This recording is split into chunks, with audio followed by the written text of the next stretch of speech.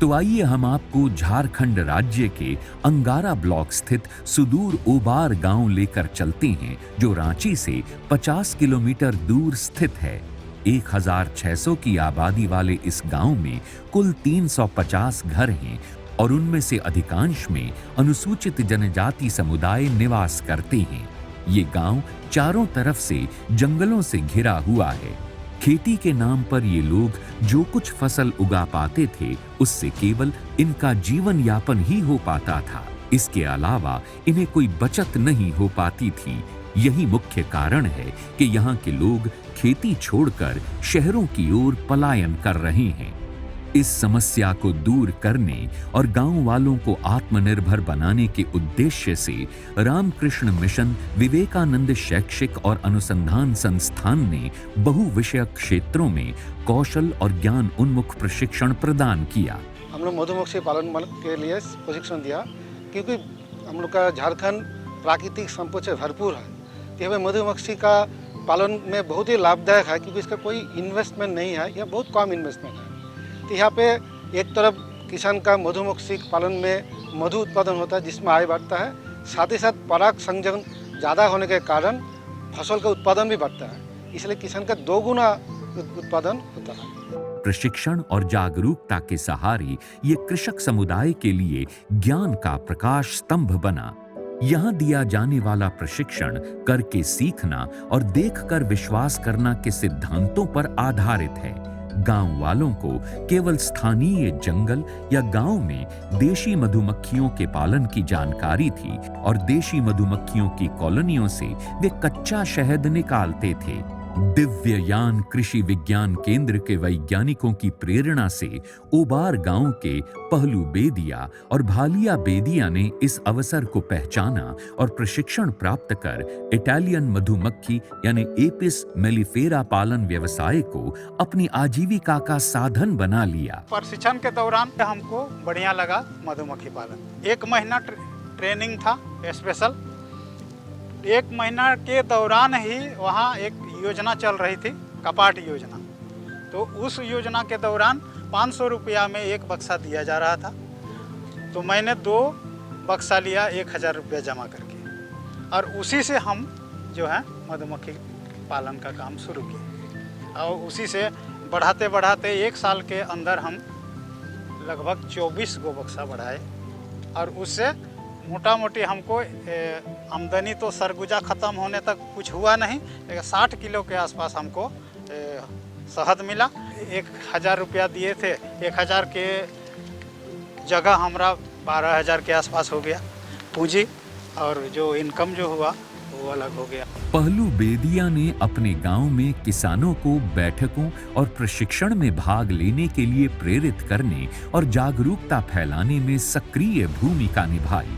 उनका उद्देश्य गांव के अन्य किसानों के बीच आजीविका स्रोत के रूप में मधुमक्खी पालन को बढ़ावा देना है, ताकि मधुमक्खी पालन कृषि के साथ साथ किसानों की आमदनी का एक वैकल्पिक स्रोत बन सके। हमारे जो ट्रेनर थे दिव्यांग कृषि विज्ञान केंद्र में, उनका कहना था कि अरे झारखंड में पैसे उड़ते हैं, उसको पकड़ने के लिए कला होनी चाहिए, और उस पैसे को पकड़ने के लिए आप मधुमक्खी पालन कर सकते हैं। उसमें हमारे जो भाई हैं बलिया बेदिया जी, तो उन्होंने वैज्ञानिक तरीके से शुरू किया, और हम लोग जो अपना गांव में बैठक करते थे कि हम लोग वही इनके संबंध में बताने लगे कि भाई बलिया जी अगर सफल हो जाते हैं तो आप लोग भी सफल होइएगा। और इस बात को हम लोग हर समय हर बैठक में याद कराते रहे किसानों को, और अंतिम समय ये अवस्था आई कि गांव के 10 से 12 किसान तैयार हो गए मधुमक्खी पालन के लिए, और उत्पादन भी अच्छी होने लगी। लेकिन उस समय क्या हुआ कि उत्पादन तो हो गया, लेकिन बेचने के लिए समस्याएं आने लगी।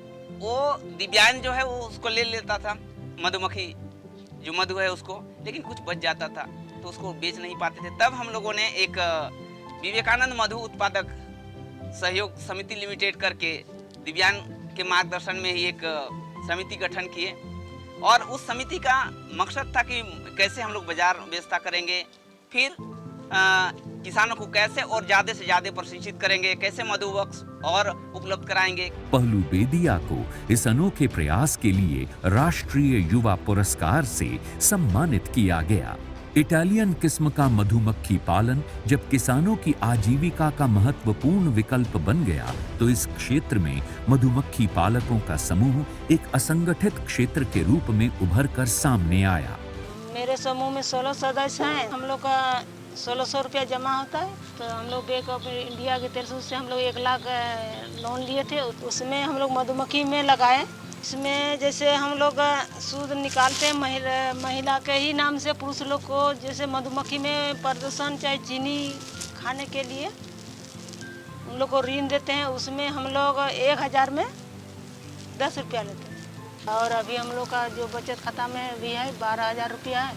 पहलू बेदिया ने बैंक ऑफ इंडिया के साथ मिलकर सन 2021 में झारखंड प्राकृतिक मधु उत्पादन कंपनी का गठन किया। शहद के अधिक उत्पादन के लिए उन्होंने अपने गांव के अन्य किसानों को प्रशिक्षित किया। कई बरसों की कोशिश के बाद गांव के किसानों की मेहनत रंग लाई और आखिरकार इटालियन मधुमक्खी पालन ओबार गांव ही नहीं बल्कि समूचे अंगारा ब्लॉक में चर्चा का केंद्र बन गया। अब तक ओबार गांव के लगभग 18 घरों ने मधुमक्खी पालन को आमदनी के प्रमुख स्रोत के रूप में अपनाया है। ये जो गेट के अंदर जो है यहाँ 25 से 30 हज़ार श्रमिक मधुमक्खियाँ हैं।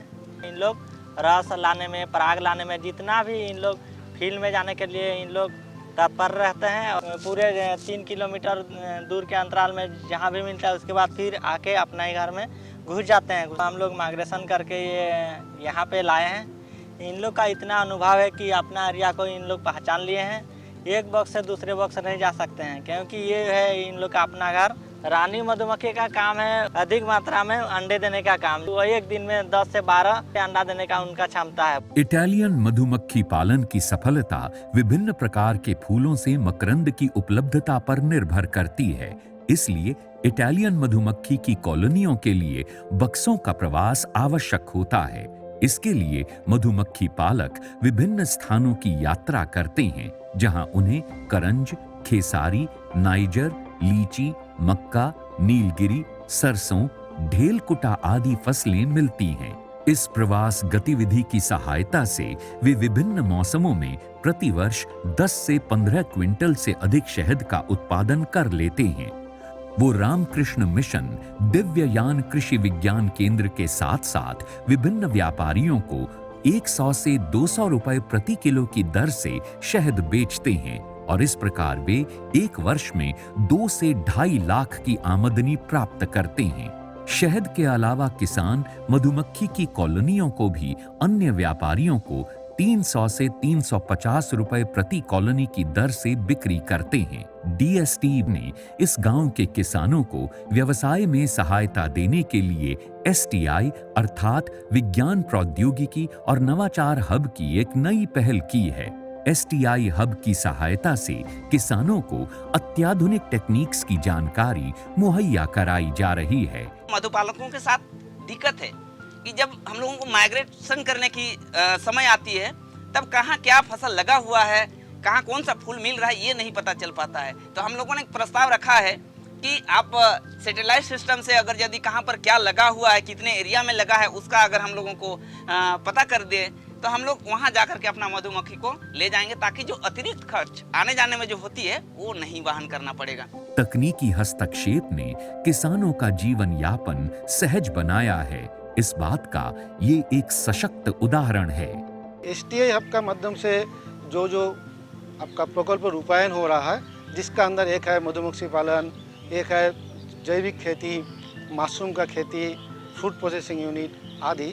इसका माध्यम से किसान का आय जो और बढ़ेगा। इसका अंदर जो प्रयुक्त विज्ञान है, जो प्रयुक्ति है, इसका बारे में किसान लोग को और ज़्यादा अवहित करना, सचेतन करना, जिसके माध्यम से वो जो समस्या है वो समस्या को समाधान कर सकता है, करके इसको टिकाऊ विकास उन लोग को भी हो सकता है। साथ ही साथ उन लोग को देख के दूसरा भी जो किसान है उन लोग भी करके पूरा गांव को उन्नत बना सकते हैं, आय बढ़ा सकते हैं। अल्टीमेट हमारा लक्ष्य है। एसटीआई हब के माध्यम से हम लोग को बी वेनम को एकत्रित करने के लिए, रॉयल जेली को एकत्रित करने के लिए हम लोग को मार्गदर्शन दे रहा है और वह हम लोग को देने से मधुमक्खी के साथ साथ ये बाहरी इनकम हम लोग को जो है बढ़िया मुनाफा मिलेगा। वैज्ञानिक नवाचार के इस अनोखे प्रयास से किसानों की आय में लगभग 25 से 30% की उल्लेखनीय वृद्धि हुई है। अलग अलग गांवों के किसानों को 4 से 5 मधुमक्खी के बक्सों को कॉलोनियों सहित वितरित किया जाता है।